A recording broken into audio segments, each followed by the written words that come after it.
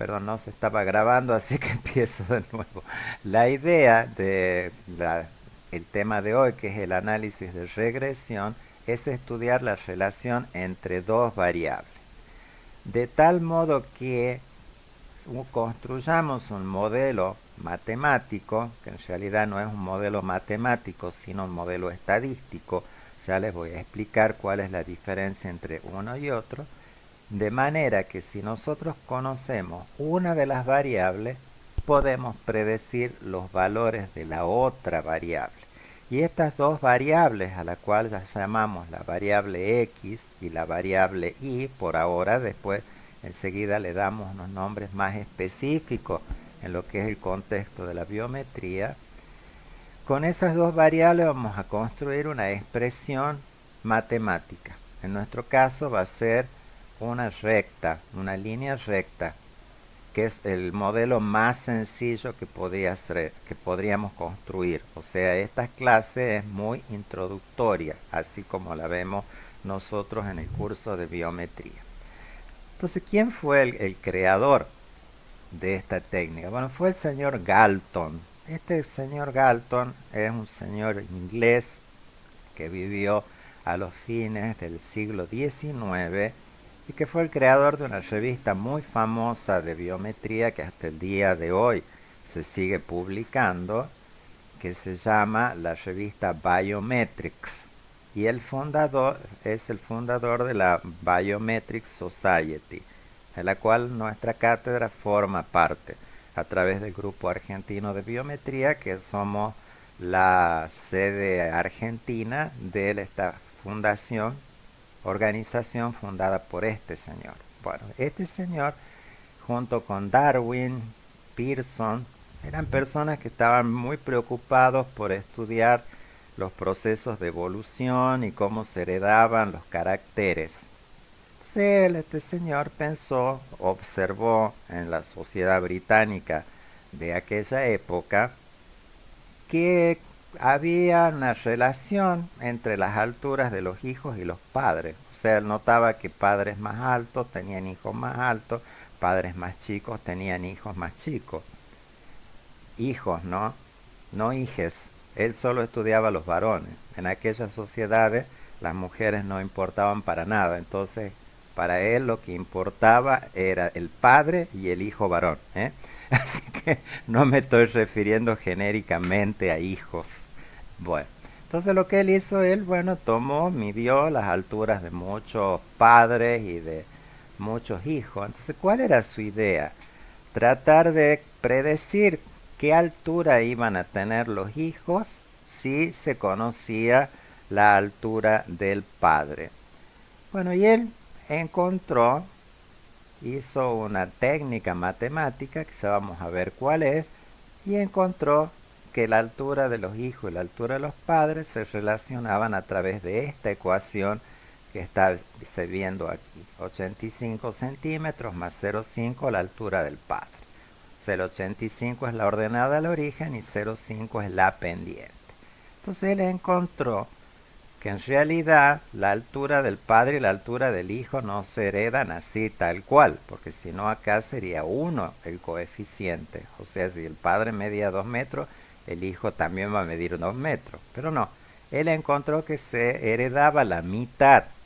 O sea que en general los datos tenían tendencia a heredar parte de la altura, los hijos. O sea que los hijos más tendían a tener de altura la media de los varones de la edad que él estaba tomando. Y a eso es lo que él le llamaba que los datos regresaban, o sea que se iban hacia la media de los datos, independientemente que los padres sean altos o bajos. O sea que padres altos tendían a tener hijos de alturas medias y los padres bajos también tenían a tener hijos de altura media.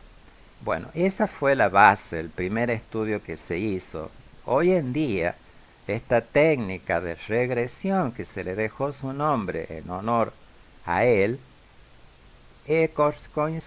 corresponde a una técnica en la que nosotros lo que queremos hacer es predecir una medida basándonos en el conocimiento de otra medida. O sea, vamos a estudiar la interrelación entre dos medidas que para nosotros es dos variables, poniéndolo en la terminología estadística. Entonces, ¿qué es lo que vamos a estudiar?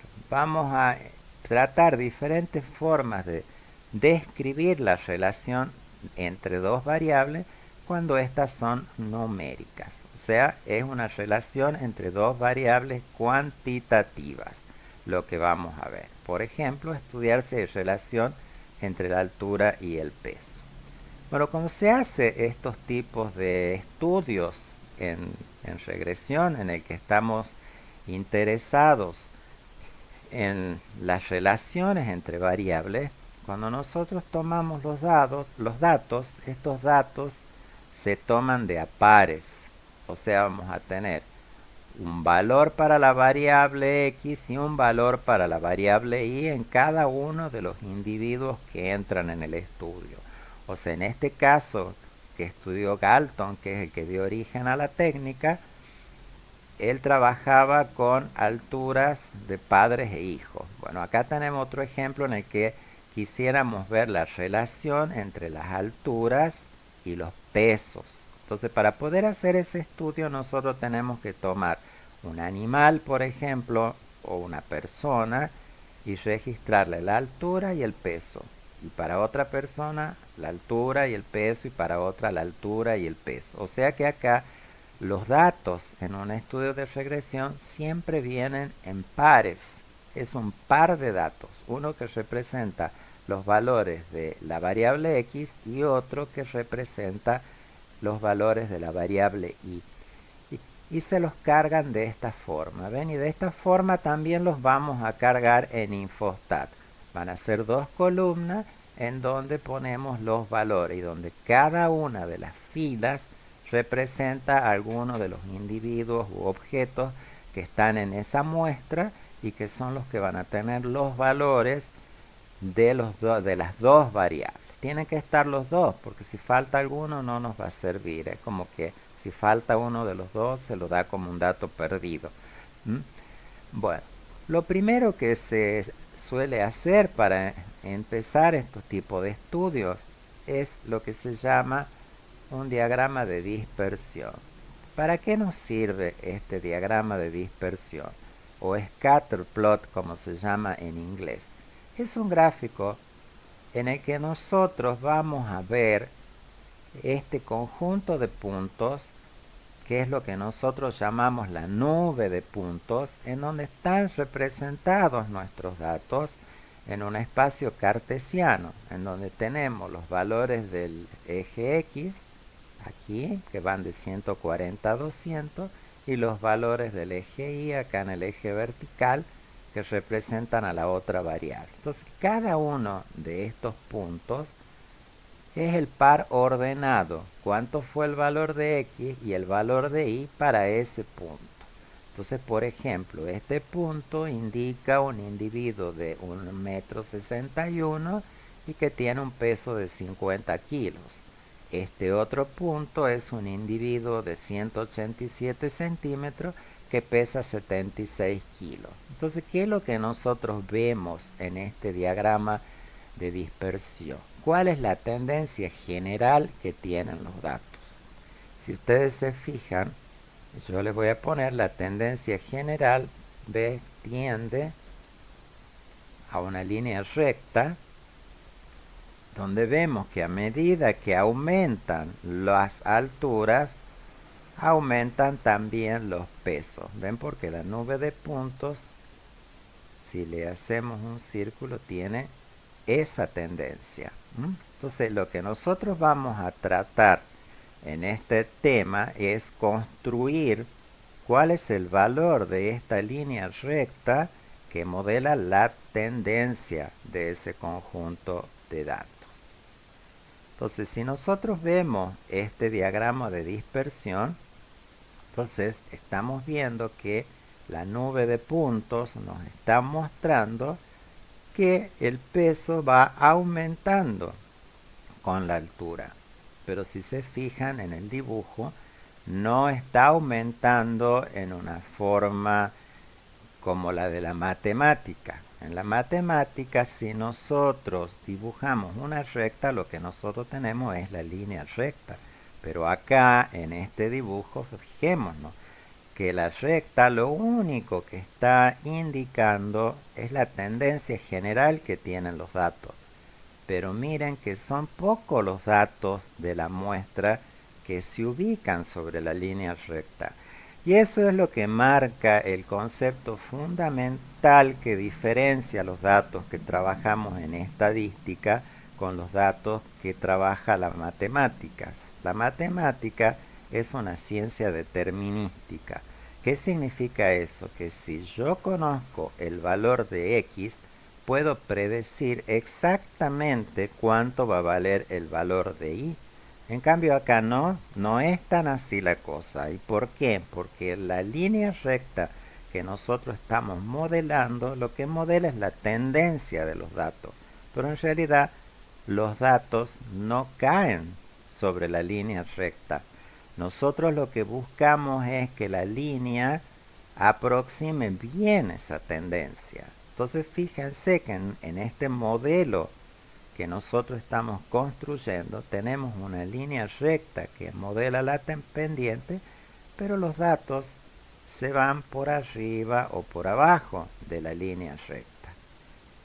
Estas líneas verticales que aparecen acá de la recta a los puntos vendrían a ser la falla que tiene nuestro modelo para predecir exactamente el valor que nosotros estamos evaluando.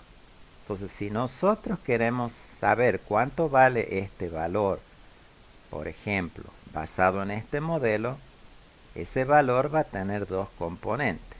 Un valor que cae sobre la línea recta, o sea, supongamos que estamos queremos predecir este valor. Bueno, ese valor va a ser predecido por un punto que se ubica en la línea recta, más algún valor que lo aleja hacia arriba o hacia abajo de la línea recta. Eso es lo que se llama, eso sería la falla de nuestro modelo para poder predecir con exactitud cada uno de los valores observados por nosotros. Esa distancia que hay entre la línea recta que hemos ajustado y el punto es lo que se llama el término de error del modelo, o sea, es la falla del modelo en predecir con exactitud. Y eso va a suceder siempre en cualquier modelo estadístico, o sea, cualquier ecuación matemática que nosotros ajustemos es solo un modelado de la tendencia, pero nosotros sabemos que los datos de nuestra muestra no están 100% representados por ese valor, sino que los valores van a estar o por arriba o por abajo, en este caso de la línea recta, y eso es lo que se llama el error. Ahora, cuando nosotros construimos estos modelos, lo que buscamos es que estos errores sean mínimos. ¿Qué quiere decir que sean mínimos? Que los puntos estén lo más próximo posibles a esa línea recta. O sea, cuanto más próximos están los puntos a la línea recta, el modelo va a tener menos error de predicción. Entonces va a ser un mejor modelo. Ahora, si los valores se alejan mucho de la línea recta, por más que nosotros modelemos la tendencia, esa va a ser un modelo que va a tener mucho término de error. Entonces, fíjense que nuestro modelo en este caso tiene dos componentes. Tiene la recta esta que nosotros estamos estimando, que es lo que se llama la componente sistemática del modelo. ¿Por qué se llama sistemática? Bueno, porque nosotros la estamos pudiendo expresar mediante una ecuación. O sea, ahí hay una señal. Es como le llamamos la señal en estadística.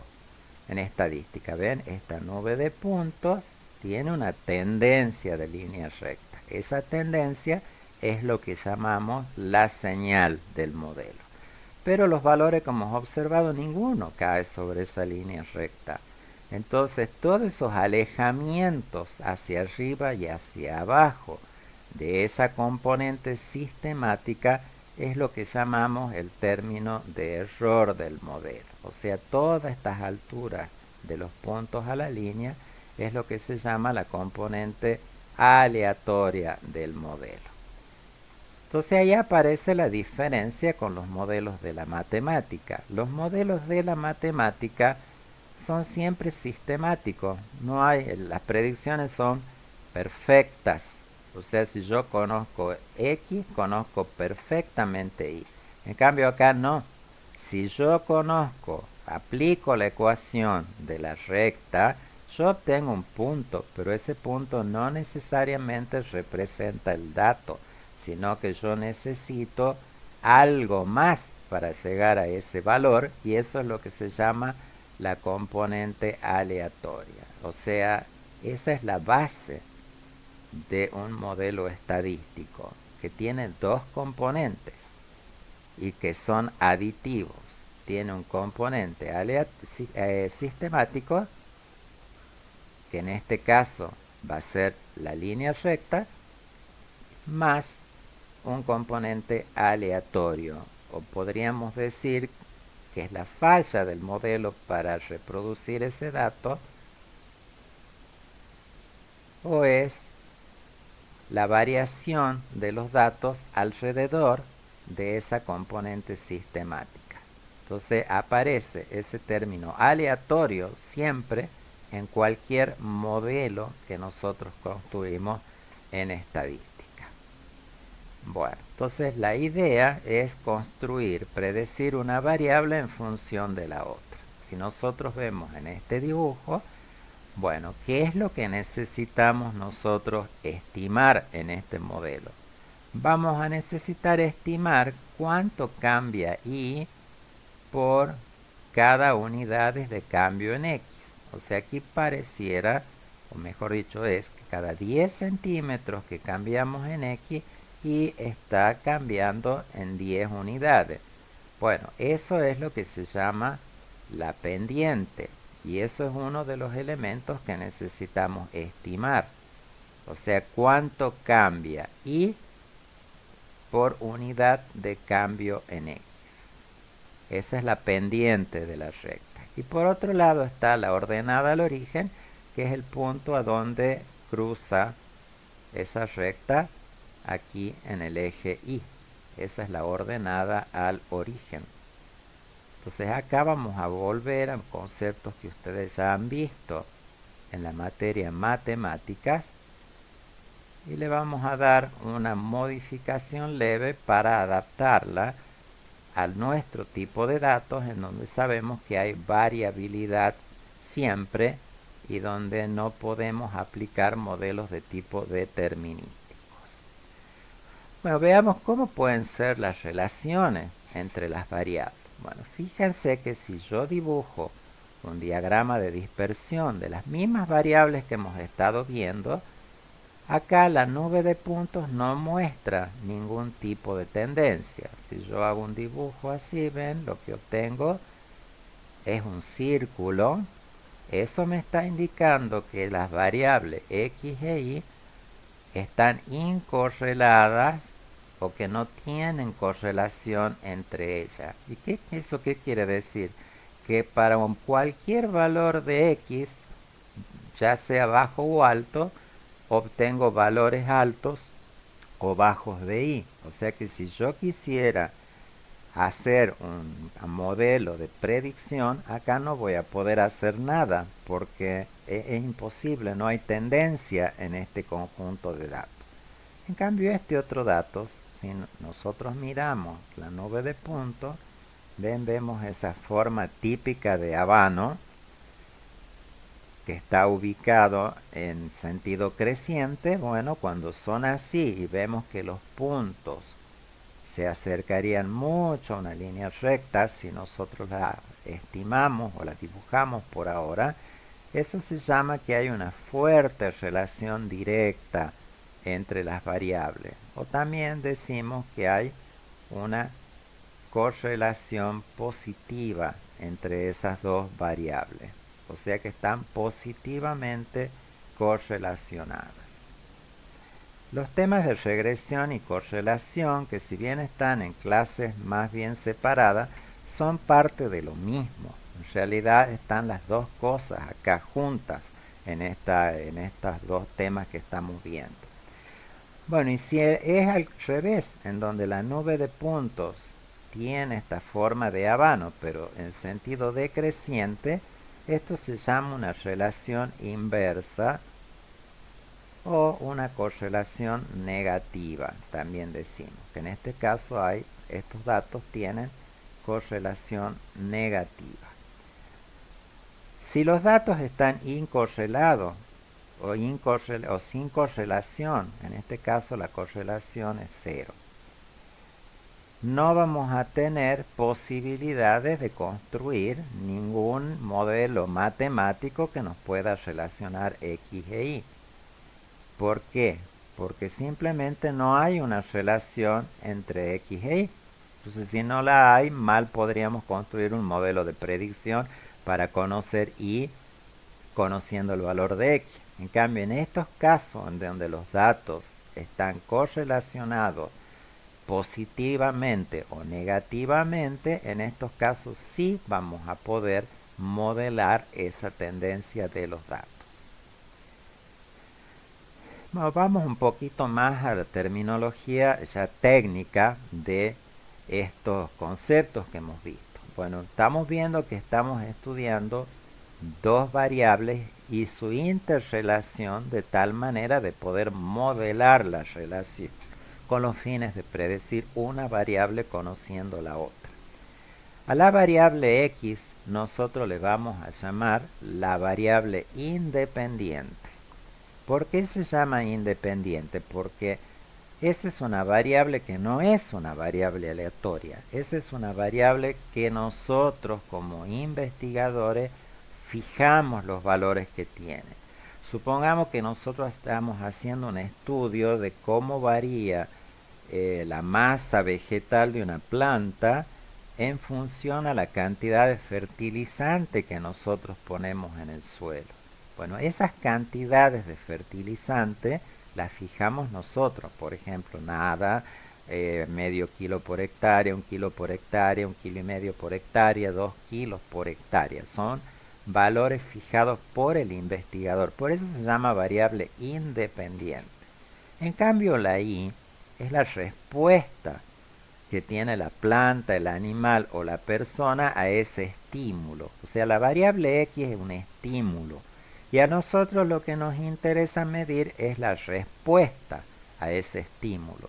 Por eso Y se llama la variable dependiente. ¿Por qué? Porque el valor que toma depende de los valores que nosotros le hayamos asignado a la variable independiente, que es la variable X.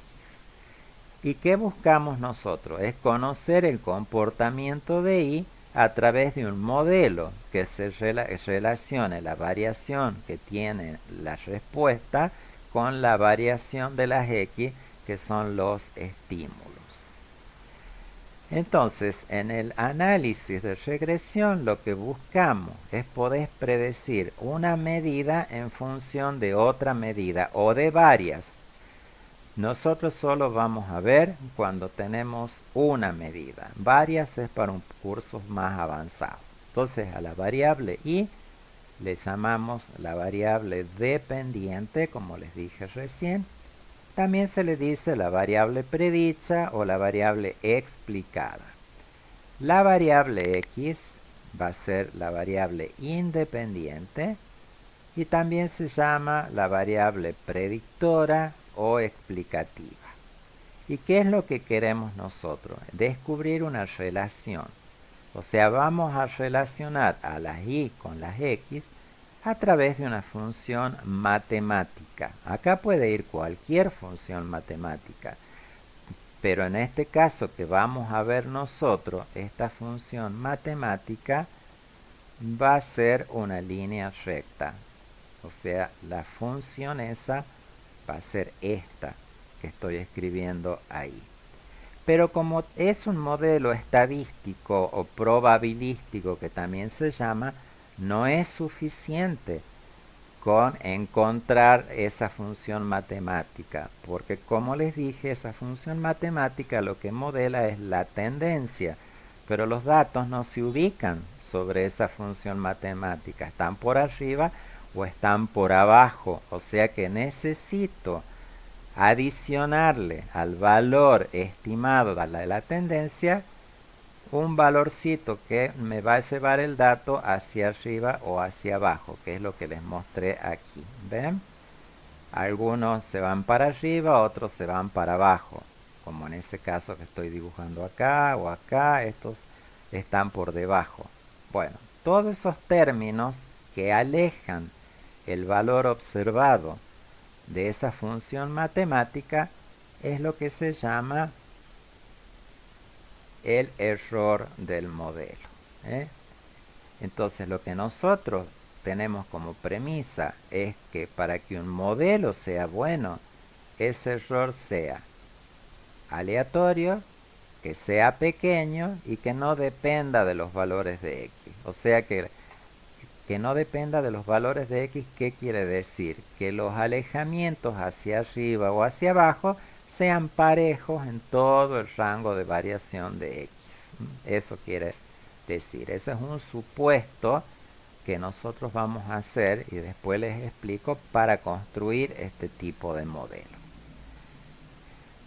Entonces vamos a ver qué tipo de modelo es el que nosotros queremos estimar. Bueno, como en todas cuestiones de estadística, nosotros siempre le hemos hablado de valores poblacionales y valores muestrales. ¿Se está escuchando bien todo, chicos? ¿No hay algún problema en la recepción del audio? ¿Se escucha bien, profe? Perfecto, bueno. Si por ahí se queda mudo o no se ve, avísenme por favor. Bueno, como les decía, como en todas cuestiones en estadística siempre tenemos valores que corresponden a las poblaciones y valores muestrales. Y nuestro objetivo, como siempre, ¿cuál es? A partir de los datos de la muestra, estimar los valores en la población. Entonces, para entrar a lo que es en sí el modelo, vamos a empezarlo con lo que es el modelo poblacional. O sea, vamos a estimar esta recta, pero una población. ¿Cuándo yo tendría el modelo poblacional? Cuando yo tengo los infinitos valores x e y medidos para toda la población. Entonces, cuando yo tengo esos infinitos valores, yo lo que voy a tener es la que llamamos la recta de regresión poblacional. Y cuando estamos hablando de la recta poblacional, los parámetros de esa recta los vamos a representar con letras griegas. O sea, en una recta poblacional, el alfa va a ser la ordenada al origen de los datos en la población. Bueno, aquí está, el alfa es la ordenada al origen. Y el beta es la pendiente de la recta. Y el epsilon, yo le llamé E arriba porque estaba hablando de valores en la muestra. El epsilon es esa misma cantidad, pero en los infinitos valores de la población. Entonces, esto va a ser la recta poblacional, que por supuesto nunca la vamos a conocer. Nosotros vamos a tener que tomar una muestra de los datos y a partir de la muestra estimar cuánto vale alfa, y esa estimación se va a llamar A, que va a ser la ordenada al origen en la muestra. Vamos a estimar beta con una cantidad que se va a llamar B, que va a ser la estimación de la pendiente, pero en la muestra, y estos epsilon i en la muestra los vamos a representar como E sub i. En la población, esto se llama el término de error, y en el caso en que nosotros estamos hablando de estimaciones muestrales, este término se llama el residuo del modelo. O sea, residuo es cuando hablamos de valores muestrales y errores es cuando hablamos de valores poblacionales. Bueno, ahora tenemos que ver cómo hacemos para poder estimar este A, este B y estos epsilon y a partir de los datos de la muestra. Bueno, para poder proceder a esas estimaciones, nosotros tenemos que hacer suposiciones sobre cómo son estos términos de error. Bueno, acá vuelve a aparecer lo que yo les contaba en las clases de distribución normal, que la distribución normal juega un rol fundamental en la teoría estadística. Entonces, para que estos modelos nosotros los podamos ajustar y hacer inferencia basada en el modelo, yo para esos términos voy a suponer que tienen distribución normal, que están independientemente distribuidos, que la esperanza o la media de estos residuos, errores, es 0 y que su variabilidad es constante para todo x en el intervalo donde el modelo se supone verdadero. Entonces, estos son los supuestos, chicos. Cuando en el examen o en un parcial aparezca, indique cuáles son los supuestos de un análisis de regresión. Bueno, los supuestos están ahí. Eso es lo que tienen que contestar. Y eso siempre les preguntamos. Así que registren por ahí que esto no es información de relleno, que es una información fundamental. Porque si esto no se cumple, nosotros no vamos a poder estimar esta recta en forma correcta. Bueno, entonces, ¿cuál es la idea teórica de lo que queremos hacer? Bueno, la teoría lo que supone es lo siguiente, que para cada valor de x que yo fijo, puedo obtener un montón de valores de y, muchos. Imagínense, si yo fijo un nivel de fertilización de medio kilo por hectárea, supongamos, y a muchas parcelas le pongo medio kilo por hectárea, todas me van a dar datos diferentes. Aunque el valor de x es el mismo, voy a tener muchos valores de y. Entonces, ¿qué es lo que supongo yo de la distribución que se llama la distribución condicionada? ¿Por qué condicionada? Porque está condicionada al valor de x. Entonces, en este caso, la distribución de los valores de y condicionado a que la variable x vale 50, yo supongo que esa distribución, y vuelve a aparecer, tiene distribución normal con una varianza determinada.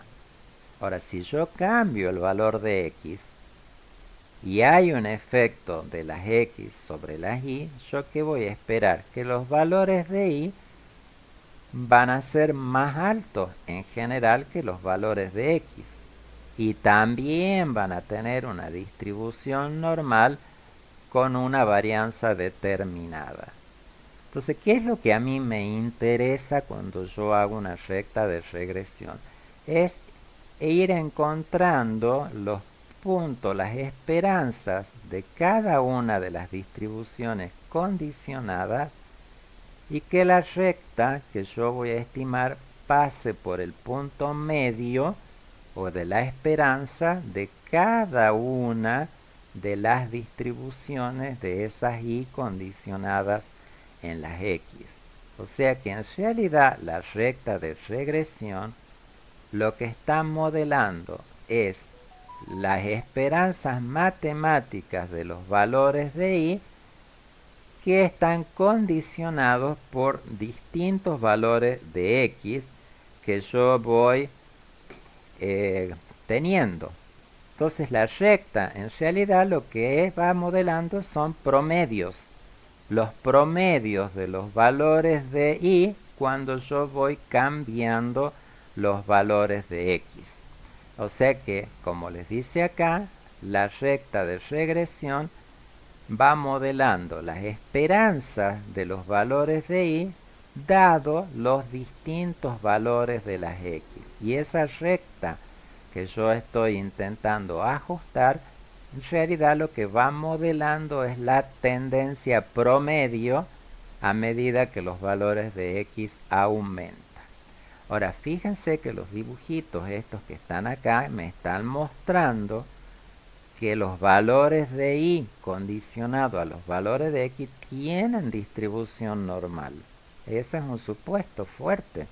Y el otro es que la variabilidad de estas distribuciones es la misma. O sea que la variabilidad en todo el rango de valores de x que yo elija, esa variabilidad es siempre la misma.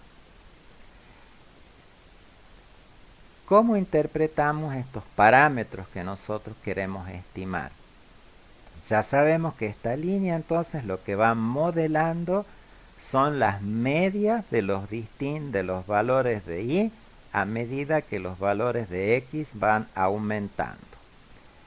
El beta lo que indica, o sea, la ordenada al origen, es cuánto cambia y por un cambio en una unidad de x.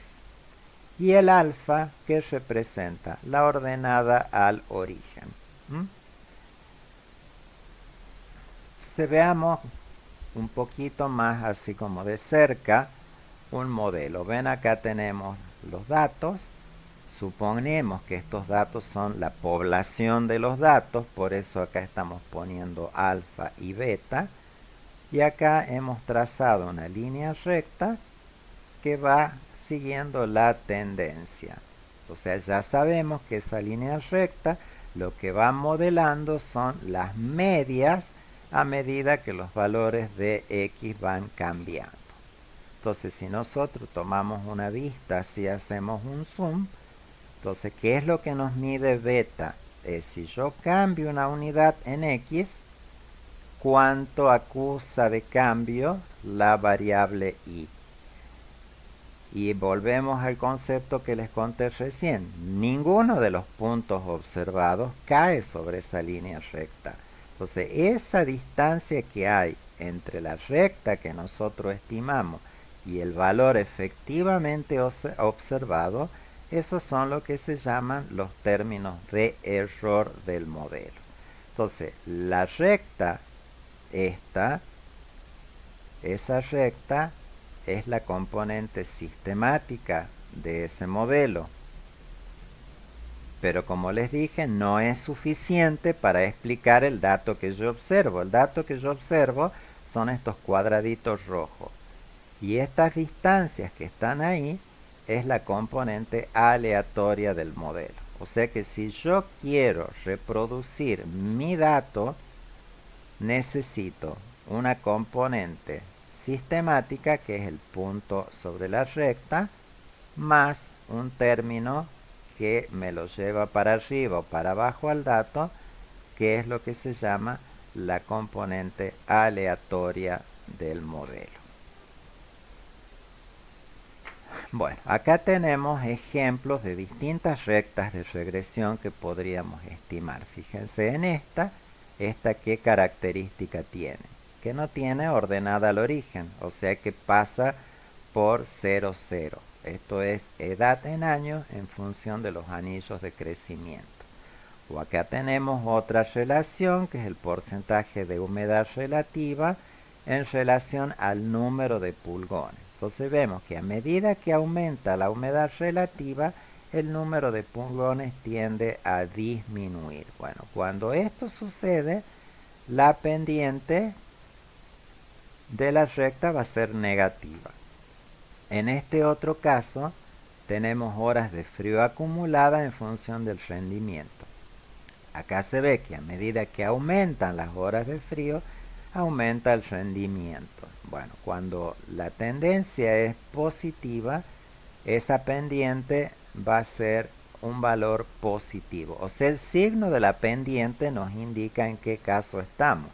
Acá la pendiente es negativa, acá la pendiente es positiva. Aquí también la pendiente es positiva. Y acá, fíjense, no hay ninguna relación. La altura de la planta va modificándose y el número de huevos de chinche por hoja no acusa respuesta. O sea, esa chinche le da exactamente lo mismo poner huevos en plantas bajas que en plantas altas, pone lo mismo.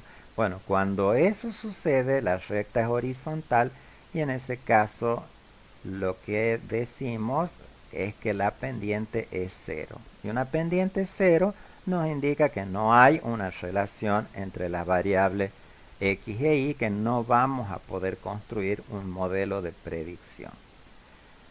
Bueno, esos coeficientes a y b que les he venido mencionando se llaman los coeficientes de regresión muestral y son las estimaciones de alfa y beta.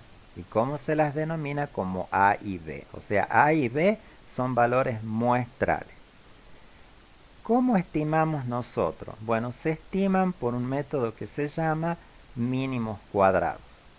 Y el método no es compleja la matemática, pero nosotros no la vamos a ver, solo les voy a mencionar la idea.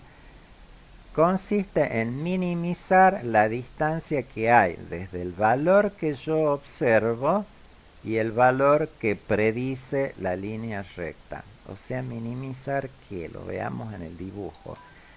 Vamos a buscar una línea recta tal que la distancia que hay desde la línea recta al punto observado sea lo más chiquita posible para todos los puntos. O sea que esa condición se cumpla para todos los puntos en el rango de variación de i. O sea, esa es la condición que nosotros estamos fijando. O sea que minimizar la diferencia entre i sub i y los valores predichos por la línea recta. O lo que es lo mismo que decir minimizar esos residuos. Bueno, acá aplicando concepto de la primera derivada, derivamos, igualamos a 0, despejamos, o sea, usando los conceptos de minimización de funciones que ustedes han visto ya en matemática, trabajando algebraicamente, llegamos a esta expresión para b, para la pendiente, y esta expresión para a, que es la ordenada al origen. Y eso es lo que se llaman los estimadores de mínimos cuadrados. Entonces esos estimadores de mínimos cuadrados, por lo que yo les mencioné recién, ¿qué propiedad sabemos que tiene? Que esa recta que nosotros estamos trazando garantiza que la distancia de cada punto observado a la recta estimada es el mínimo posible. Eso es lo que nos garantiza. Entonces veamos cómo nosotros calculamos esos valores. Supongamos que nuestro conjunto de datos, la variable x es el nitrógeno en suelo y la variable y es el nitrógeno en planta. O sea, ¿qué es lo que estamos diciendo acá? Que el nitrógeno en suelo, que es algo que lo fijamos nosotros como investigador, está teniendo un efecto sobre la cantidad de nitrógeno que hay en la planta. Entonces x va a ser la variable independiente. ¿Por qué? Porque la fijo yo como investigador a ese nivel, y y va a ser la variable dependiente, o sea, la respuesta. Si nosotros hacemos el diagrama de dispersión, esto lo hace Infostat muy fácilmente, el diagrama de dispersión tiene esta nube.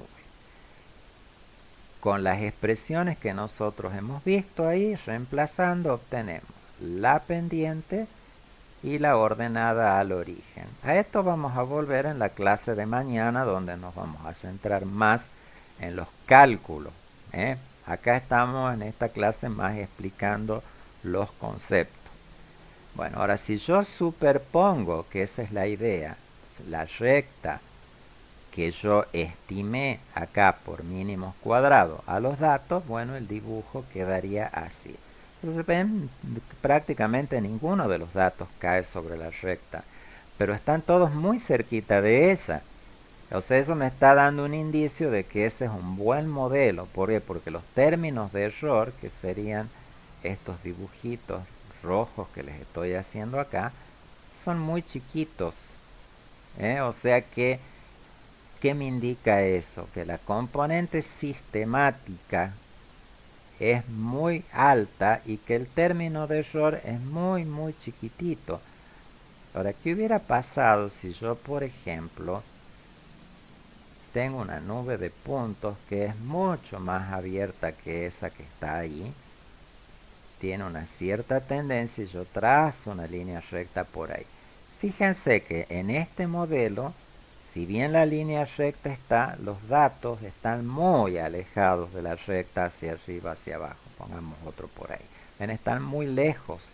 Entonces, este término va a tener una componente sistemática, que es la línea recta, esa componente, bastante chica en relación a los términos estos de error del modelo, que son muy grandes.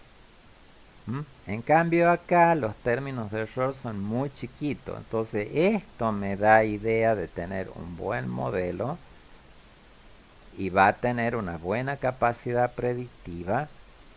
En cambio el que tenemos a la izquierda no va a tener mucha capacidad predictiva. ¿Por qué? Porque los términos de error acá son muy grandes. Este es un mal modelo. No me va a servir de mucho si yo quiero predecir las y en función a las x. Es un mal modelo. ¿Por qué? Porque tiene mucho término de error. Bueno, entonces acá está un poquito resumido lo que hemos venido viendo hasta ahora. En el modelo de regresión tenemos dos variables, que una es la dependiente y la otra es la independiente. Y lo que nosotros queremos encontrar es una función matemática, en este caso de línea recta, en donde los valores observados, que son los y, van a ser predichos por un valor ubicado en la línea recta, que es lo que llamamos el y sombrero, más otro término que lo lleva al punto hacia arriba o hacia abajo de la línea recta, que es el término de error. Y a esta expresión matemática, que es la recta, en este caso le llamamos la componente sistemática, y a este término de error le llamamos la componente aleatoria. ¿Ven? Está acá escrito. Y el residuo del modelo, ¿qué es? Es la distancia que hay entre el valor que nosotros observamos y el valor que cae sobre la línea recta, que son estas líneas verticales que están acá. O sea, resumiendo, si yo quiero que mi modelo reproduzca este punto, ¿cómo lo reproduzco? Aplicando esta ecuación, yo reproduzco el punto, pero solamente la parte en la que cae sobre la recta. Pero el valor está por arriba, o sea, al valor de la recta le tengo que sumar una cantidad, que es el residuo, para llegar al verdadero valor que yo observé. Así funcionan siempre los modelos estadísticos. Entonces fijémonos en este dibujo. Ven, este dibujo tiene mucha dispersión, prácticamente no hay una nube con una tendencia, entonces acá va a ser muy malo el modelo. En cambio, miren este otro, en donde se ve un montón de puntos que van muy cerquita de la línea recta.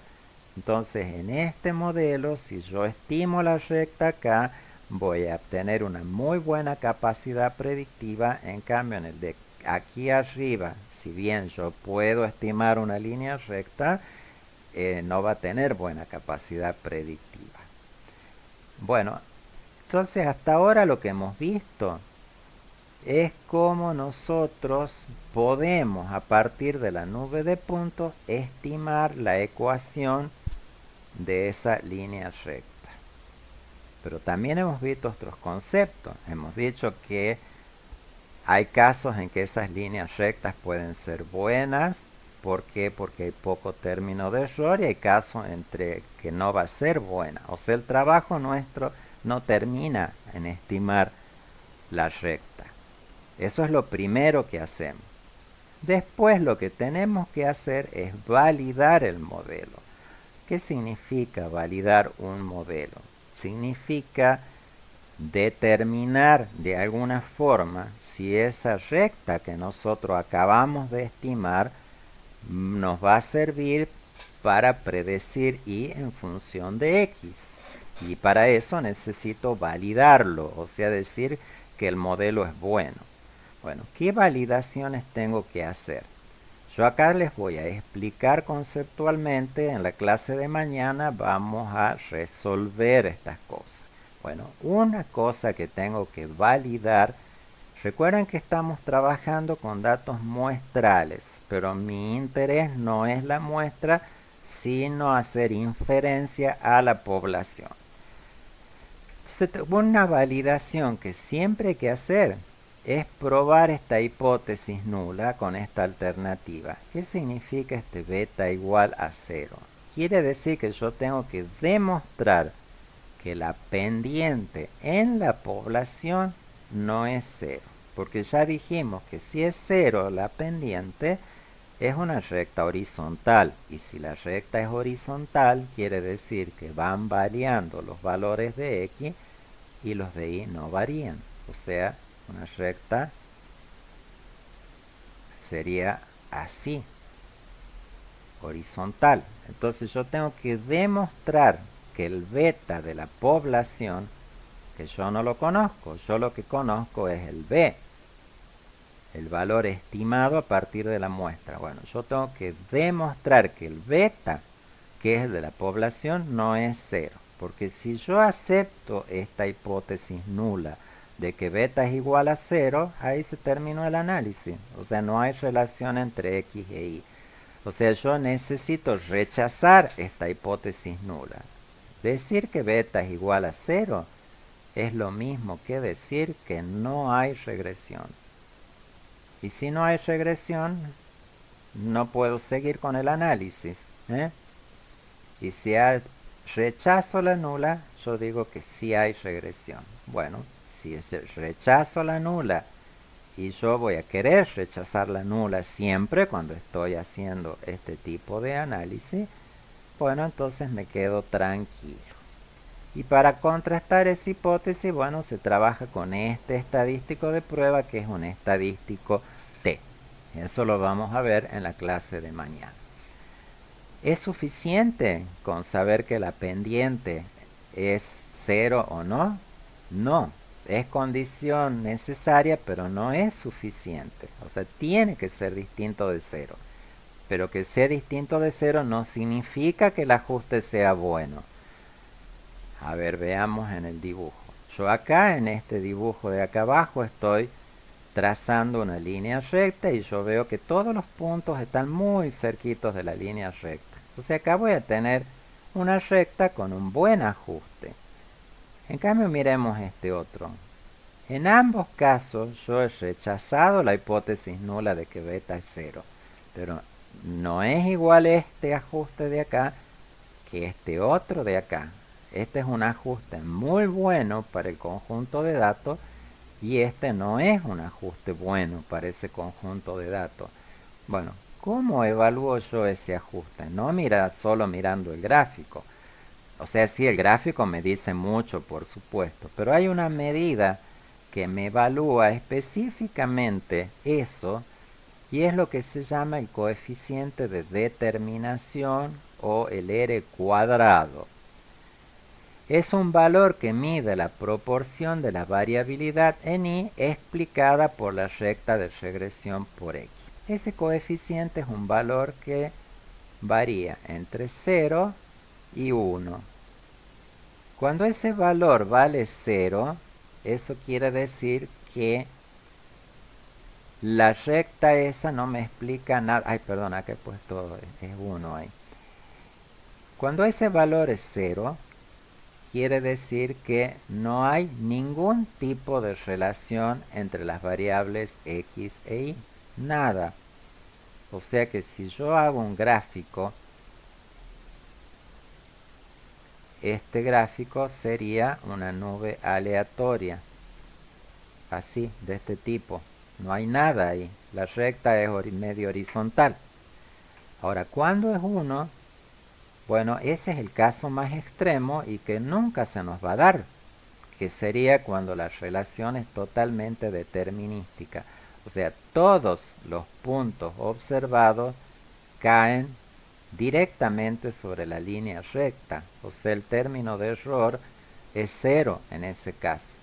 También es válida para el caso inverso. El caso inverso sería una recta con pendiente negativa y los puntos se ubican todos sobre la recta.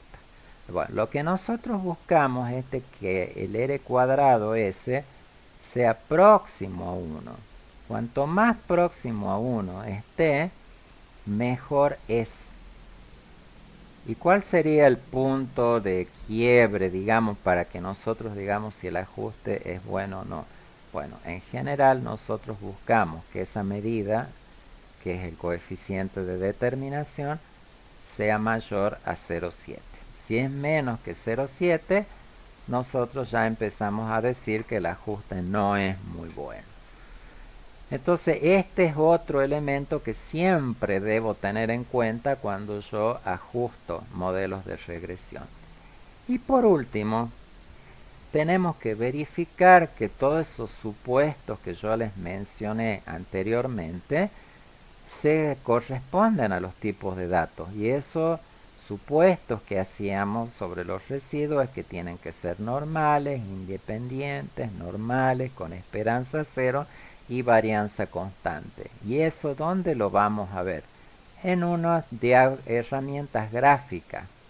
Uno se llama el QQplot o gráfico de cuantiles normales. Con ese gráfico nosotros verificamos el supuesto de normalidad, y con el otro, que es el diagrama de dispersión versus valores predichos, vamos a validar si es verdad que las varianzas son constantes y si esos errores son independientes. Entonces, varianza constante. Ahí está horrible el mouse para escribir, chicos, disculpen la letra. Varianza constante. Bueno, entonces estas herramientas son herramientas de validación del modelo y son las que nos van a decir si esta recta que nosotros ajustamos acá nos va a servir o no para predecir los valores de y en función de los valores de x. Bueno, ahí está un poquito explicado el concepto del r cuadrado. Ahora lo que yo quisiera que vean es una animación. Ustedes lo tienen a esto ahí en el PDF, pero claro, el PDF no es animado. En el PowerPoint que les voy a mostrar sí está animado. Entonces yo la voy a poner ahí y quiero que miren el dibujito este que está acá. ¿Lo están viendo, chicos? Avísenme si se lo ve. Sí, sí, se lo ve, profe. Bueno, entonces quiero que vean el r cuadrado, que hemos dicho que lo que mide es la bondad del ajuste. Cuanto más próximo a 1 es mejor. Bueno, miren cómo, y estas barras rojitas que están acá son esos términos de error. Miren cómo cuando estas barras van disminuyendo, miren cómo el r cuadrado va aumentando.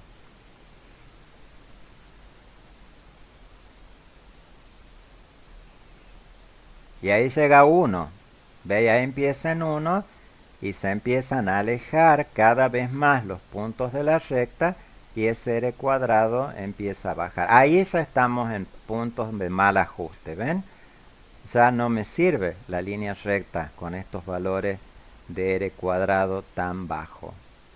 Bien, ahora veamos este otro de arriba. Entonces fíjense que cuanto más alto es el r cuadrado, quiere decir que todos esos residuos son cada vez menores. O sea que la componente sistemática, que es la recta, empieza a tener cada vez más importancia en el modelo. Ven ahí, prácticamente no hay errores de predicción, porque los puntos están casi perfectamente alineados sobre la recta. ¿Ven? Y a medida que se alejan, todos esos residuos se van alejando y haciéndose cada vez más importantes hasta tal punto, como en este caso que estamos viendo, que trazar una recta ahí no nos sirve absolutamente de nada porque no va a tener ninguna función predictiva. ¿Se entendió, chicos, más o menos la idea con ese diagramita que vimos? Sí, sí, Per- sí. perfecto.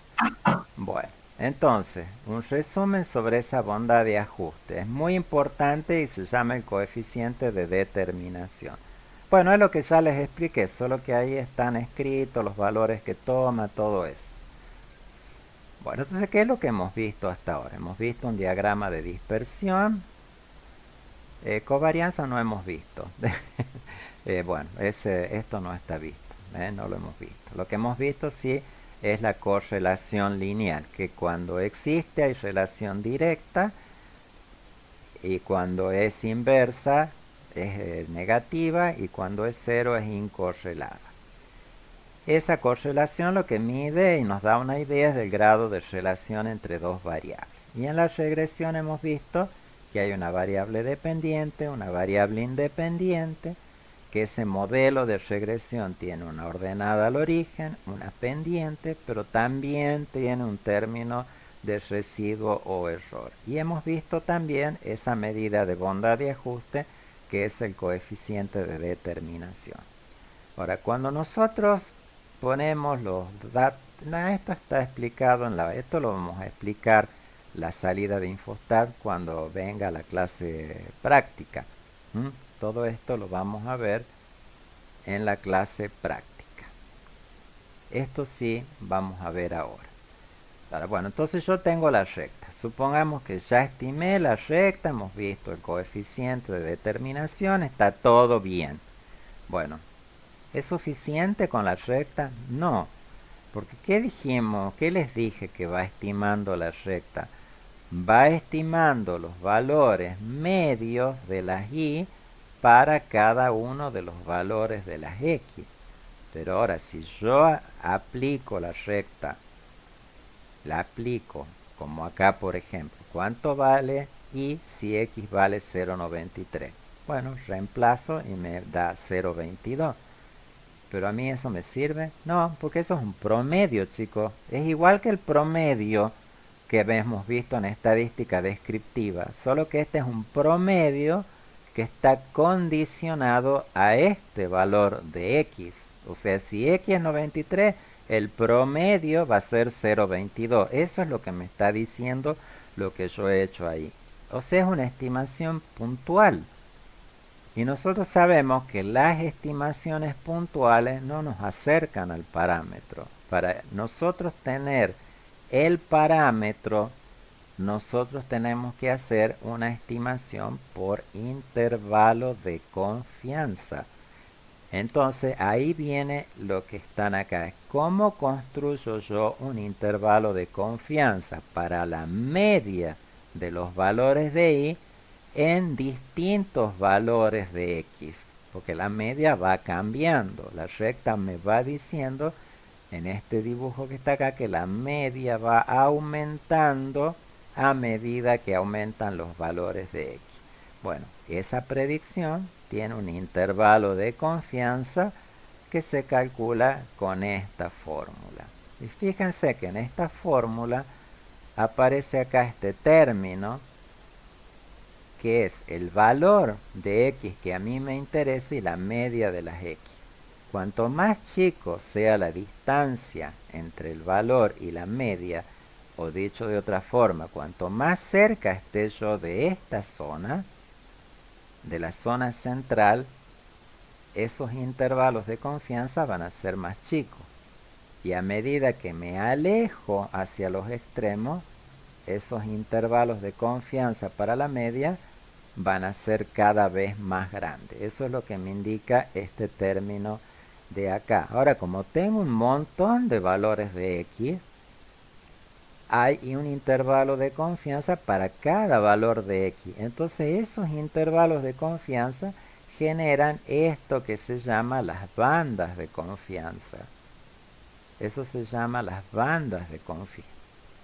O sea, lo que está dando es una región con una confianza del 95, del 99% de que la media esté entre esos valores.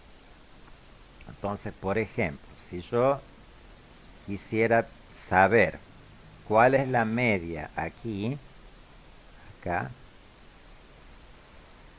el valor sobre la recta es la estimación puntual. Sería el promedio, el X barra, pero en la recta. Y esta apertura hacia arriba hacia abajo me da la banda de confianza. O sea, si yo me vengo aquí ahí y me vengo acá, bueno, voy a decir que la respuesta media para 0,85 está entre 0,20 y 0,21 con un 95% de confianza. Ahora, si yo quiero para 0,65, por ejemplo, me vengo ahí, en la recta está la estimación puntual y el intervalo de confianza va a estar ahí, ven, entre 0,17 y 0,18, por ahí cuando x vale 0,5. Ahora, ¿es el único tipo de predicción que yo puedo hacer? No, porque esto lo que está prediciendo es la media de todos los valores de las y dado un valor de x. Pero a mí por ahí yo tengo un rebaño de animales y a mí no me interesa la media del rebaño completo, sino yo quiero saber para un animal en particular, o bueno, digamos, vamos al ejemplo acá. Esto tenemos nitrógeno en suelo con nitrógeno en planta. Vamos al ejemplo concreto. O sea, lo que nosotros hemos hecho acá es, si yo conozco que he puesto 0,6 de nitrógeno en el suelo, el promedio de muchas plantas de nitrógeno en planta va a estar entre 0,17 y 0,19. Pero a lo mejor yo no quiero el promedio de todo mi campo. Yo quiero predecir, si tomo una única plantita, cuánto va a ser el nitrógeno en planta de esa única planta, no del promedio de todas. Bueno, y eso es lo que se llama el intervalo de predicción y tiene esta otra expresión matemática. Que fíjense que la única diferencia que tiene en su fórmula es que aparece un 1 acá. O sea que me va a generar una banda un poquito más ancha. ¿Y por qué más ancha? Bueno, porque estoy prediciendo un valor único, pero funciona exactamente igual que el otro. Bueno, eso con respecto a regresión. Ahora vamos a ver un poquito sobre el coeficiente de correlación lineal. El coeficiente o sea, cuando nosotros hemos hecho esta construcción de las y con las x y que hemos estimado una línea recta, ¿qué estamos suponiendo? Estamos suponiendo que la x y la y tienen una relación causal, o sea que la variable que yo estoy colocando como variable independiente está teniendo un efecto sobre la respuesta. O sea que hay una relación de causalidad. X está generando los valores de y porque y está respondiendo a los valores de x. Ahora, el coeficiente de correlación lineal de Pearson no tiene en realidad esa finalidad de construir. Es un valor numérico que lo único que hace es medirme la fuerza de la relación entre dos variables. Pero en ningún momento el coeficiente de correlación de Pearson asume que las relaciones entre x e y son relaciones de tipo causales. Solamente quiere saber si las variables están relacionadas o no. No si una es causada por la otra. Bueno, ese coeficiente de Pearson, que en las clases prácticas lo vamos a calcular, se calcula como esta medida que se llama la covarianza, que va en el denominador, estandarizada por la suma de cuadrados de los x y la suma de cuadrados de los y. Es casi imposible escribir con este mouse, chicos. Esto es la covarianza. Covarianza se llama esto. Esto se llama la suma de cuadrados de las x. Y esta otra se llama la suma de... Esto es una C, pero no me sale. No me sale cuando lo escribo con el mouse. Es la suma de cuadrados de las y. La covarianza, ¿qué es? Es una medida que me mide la asociación entre dos variables también. Nosotros ya la hemos visto a la covarianza. ¿Se acuerdan que la vimos cuando vimos el tema de variables aleatorias? Esa covarianza, cuando es 0, me indica que las variables son independientes. ¿Qué quiere decir que son independientes? Que no está relacionada una con la otra. ¿Qué me indica un número positivo?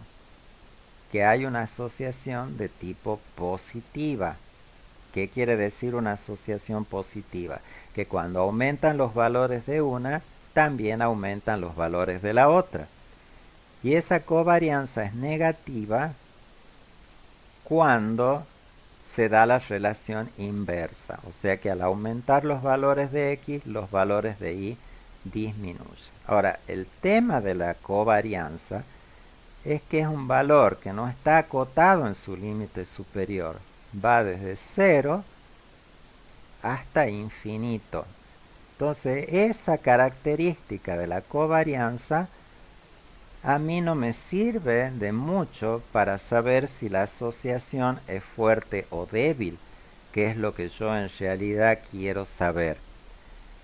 Entonces, si a la covarianza yo la estandarizo dividiéndola la suma de cuadrados en las sumas de cuadrados de y, lo que logro es una medida adimensional que está acotada. Aquí está explicado lo de la covarianza. Yo la acoto. Y entonces va a tomar solamente valores entre menos 1 y 1. ¿Qué quiere decir el menos 1? Que la relación inversa perfecta, o sea que todos los puntos del conjunto de datos se ubican en forma perfecta alineadas sobre una recta con pendiente negativa. Y en el caso de que sea más 1, se alinean en forma perfecta sobre una recta con pendiente positiva. ¿Cuándo es 0? Bueno, es 0 cuando no hay ningún tipo de relación entre las variables, o también puede ser 0 cuando nosotros tenemos una relación entre las variables que es, por ejemplo, de este tipo. O sea que el 0 no indica que no haya relación entre las variables. Puede indicar que no hay relación, pero también puede indicar que la relación sí existe, pero que no es una línea recta la relación entre las dos variables. O sea, el problema del coeficiente de correlación de Pearson es que mide la fuerza de la asociación, pero está la condición indispensable de que la relación entre esas dos variables tiene que seguir una tendencia de línea recta. Si no sigue esa tendencia, no es una buena medida de fuerza de asociación. Entonces fíjense acá cómo varían los valores. Ven acá un R de 0,1, ven, es muy baja la correlación. A medida que se empieza a manifestar con más fuerza la tendencia de línea recta, ese valor va aumentando. ¿Ven? Cuanto más cerca están los puntos de la línea recta, más próximo a 1 es ese valor de correlación. Entonces yo a partir de qué valor de correlación yo podría decir que hay una buena relación entre las variables. Bueno, se considera que en valor absoluto tiene que ser mayor que 0,7. O sea, si es mayor que 0,7 en valor absoluto, porque recuerden que también puede tomar valores negativos. Entonces, en ese caso decimos que hay una buena correlación. Y para las correlaciones negativas, ven, sería la misma idea, solo que tomando valores negativos. Bueno, acá está explicado, escrito, todo esto que les he contado. Y acá creo que termina. Sí, acá termina. Esta es la última diapositiva.